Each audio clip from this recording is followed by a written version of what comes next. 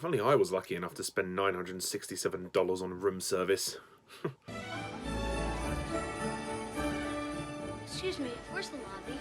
Down the hall and to the left. Thanks.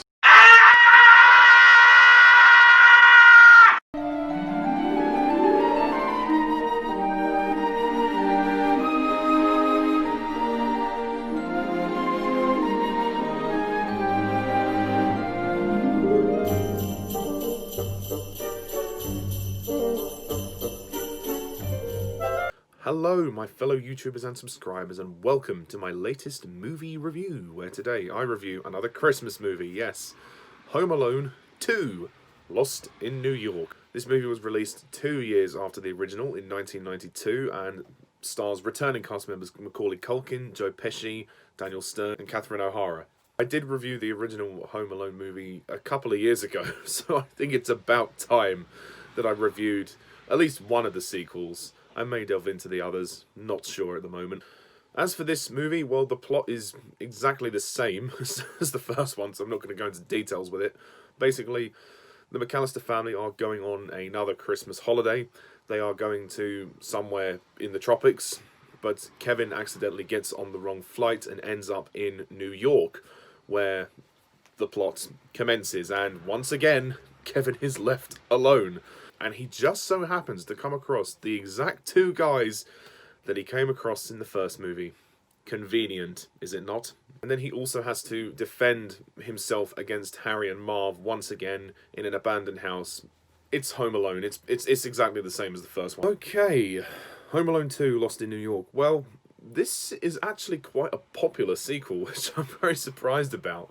A lot of people love this movie. Some people even love it more than the first one, which is really quite something. As for me, I like this movie. I think it's good fun, but I don't think it's as good as the first one. I mean, it's very obvious to see that this movie is basically a carbon copy of the first one. I mean, this movie is basically the same. It is exactly the same as the first one, except it's just set in New York. I did enjoy it, though. I did think it was fun, and I did enjoy some of the comedic scenes with Kevin in the hotel, and especially the traps towards the end when he's fighting against Harry and Marv. Again, as far as the plot is concerned, though, it is very uninventive, and that for me is a slight problem. Chris Columbus returns to direct, and he does a pretty good job, to be honest. Macauly Culkin is back, and actually I think Macauly Culkin's probably slightly better in this movie. He's slightly more confident.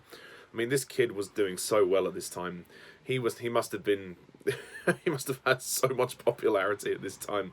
He's really good. It's nice to see him back in this sequel, and he really does do a good job. So many plot conveniences in this movie, like, how does Kevin run into Harry and Marv? They just happen to be in New York. It's just such a convenience. And there happens to be a guy at the airport who looks exactly like Kevin's dad, which confuses him to go on the wrong flight. Once again, we have a repeat of certain scenes like Kevin reuniting with his mother at the end. And like I said, this movie's plot is really uninventive, and you kind of have to forgive the plot conveniences to kind of enjoy it. So that's kind of what I've had to do.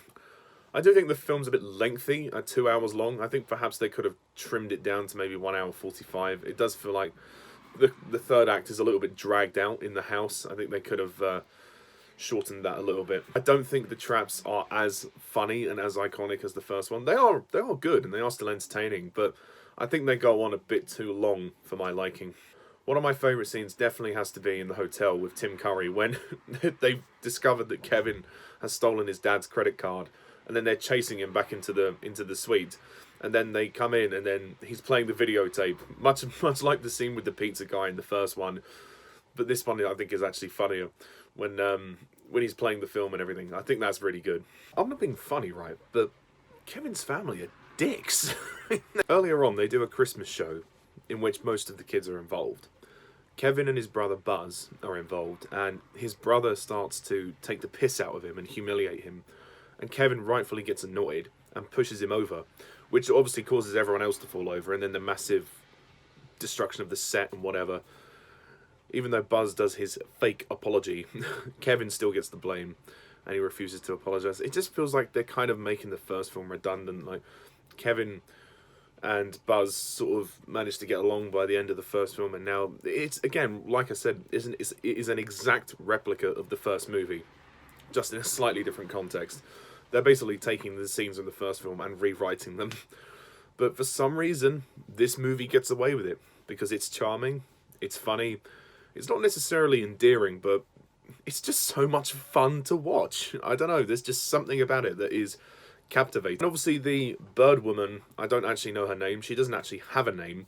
The Irish bird woman, she's basically an Old Man Marley replacement. Basically, the Old Man Marley in the first one, who was Kevin's neighbour, who he realised wasn't actually evil, and he formed a friendship with. And very much like that, this is the same thing. We have these scenes where she is painted out to be some dark, scary villain, and then she actually helps Kevin, and then they get to know each other and everything. She encourages him to be decent and realise the true meaning of Christmas, which is nice, which is about giving and everything. And I really like the scene when Kevin goes into the toy store and he actually donates some money. It shows that he is actually a very sweet kid, even though he's kind of spoiled himself in the hotel. He does stop to think there are children that are less fortunate than I am, even though I'm not with my family this Christmas. I have to do something to help them. So Kevin is a very sweet kid, and he has got an endearing heart, and he's smart. He's not stupid. And I really do like that part of his personality. There is no reason really for Harry and Marv to be in this movie. They've just escaped from prison and they just somehow stumble across Kevin.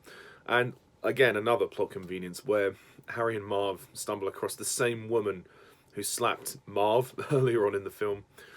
Just too convenient for me. John Williams' score is very nice. It's the same score basically as the first one, but it's still very charming and delightful and Christmassy. I like the location of New York as well. I mean, New York looks obviously very bright and colourful during Christmas, and, you know, it's been used as a location in many films, especially Elf. But ultimately, this movie is basically a carbon copy of the first one. There is not much else to it, but I still enjoyed it for what it was. It was fun.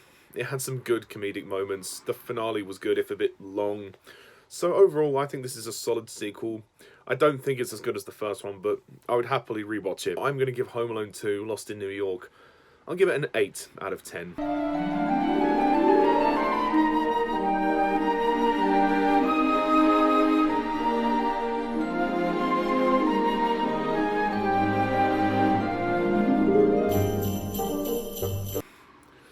I think it's a good effort, and I think it was good that this was the last one to star Macauly Culkin, because I can't see this happening a third time. The believability, the credibility of the story just would have been completely lost. I personally think Home Alone should have just actually been one movie, but they get away with this one. In the third movie and the fourth movie, they actually change the lead actor, and they have a new character in the form of a much younger kid. So I may go into Home Alone 3 and 4, but I'm not essentially going to go into them as of yet, but at some point, perhaps. So anyway, what do you think of Home Alone 2? Please comment down below, let me know what you think.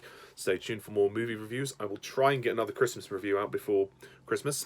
So until next time, I'm Mr. TARDIS11. See you soon. Bye for now.